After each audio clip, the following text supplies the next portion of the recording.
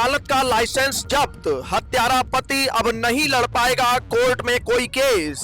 ट्विशा शर्मा मौत मामले में बार काउंसिल का बड़ा एक्शन, फरार समर्थ सिंह सस्पेंड, 30,000 का इनामी पति गिरफ्तार, 10 दिन की फरारी के बाद जबलपुर कोर्ट में किया सरेंडर। नमस्कार, मैं राहुल अवस्थी और आप देख रहे हैं भारत अपडेट। भोपाल के ट्विशा शर्मा डेथ केस के बारे में तो आपने सुना ही होगा, जिसने पूरे देश को हिलाकर रख दिया है।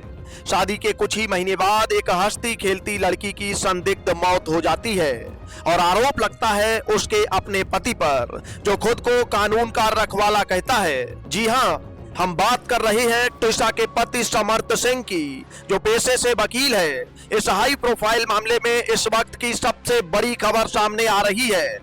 पिछले 10 दिनों से पुलिस की आंखों में धूल झोंककर भागा भागा फिर रहा आरोपी पति समर्थ सिंह आखिरकार कानून के शिकंजे में आ ही गया है।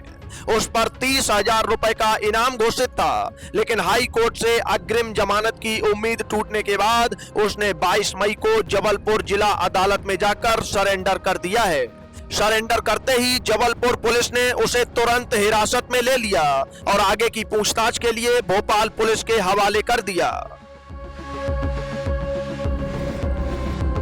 इधर सरेंडर से ठीक पहले देश में वकीलों की सबसे बड़ी संस्था यानी बार काउंसिल ऑफ इंडिया ने भी आरोपी पति समर्थ सिंह पर बहुत बड़ी गाज गिराई है। काउंसिल ने समर्थ सिंह का वकालत करने का लाइसेंस तुरंत प्रभाव से सस्पेंड कर दिया है।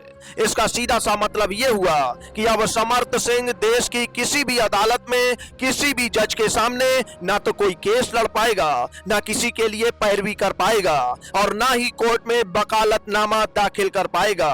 दिल्ली से जो चिट्ठी जारी हुई है उसमें साफ साफ लिखा है कि मामला बेहद गंभीर है। ट्विशा की शादी को अभी महज 5 महीने ही हुए थे और इतनी जल्दी भोपाल के कटारा हिल्स स्थित वैवाहिक घर में उसका शव फंदे से लटका मिला।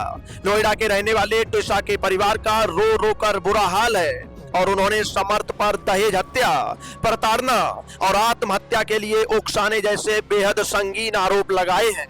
अब इसे आसान शब्दों में समझिए कि इस पाबंदी और गिरफ्तारी के बाद समर्थ सिंह की मुश्किलें कितनी बढ़ गई हैं। बार काउंसिल की अनुशासनात्मक समिति अब इस पूरे मामले की गहराई से जांच करेगी। जब तक ये जांच पूरी नहीं हो जाती तब तक समर्थ सिंह सिर्फ एक मुलजिम की तरह जेल और कोर्ट के चक्कर काटेगा। वो एक वकील के तौर पर अपनी काली वर्दी पहनकर किसी कोर्ट या सरकारी दफ्तर के सामने खड़ा नहीं हो सकता। कानून के जानकारों का तो यहाँ तक कहना है कि अगर पुलिस जांच में समर्थ पर आरोप पूरी तरह से सच साबित हो जाते हैं तो उसका ये लाइसेंस हमेशा के लिए रद्द भी किया जा सकता है।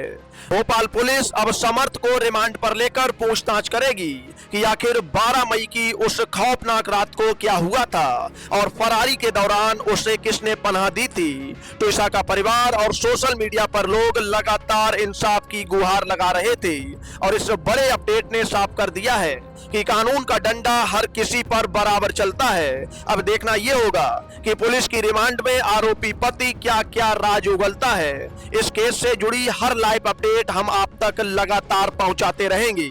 आप देखते रहिएगा भारत अपडेट। नमस्कार।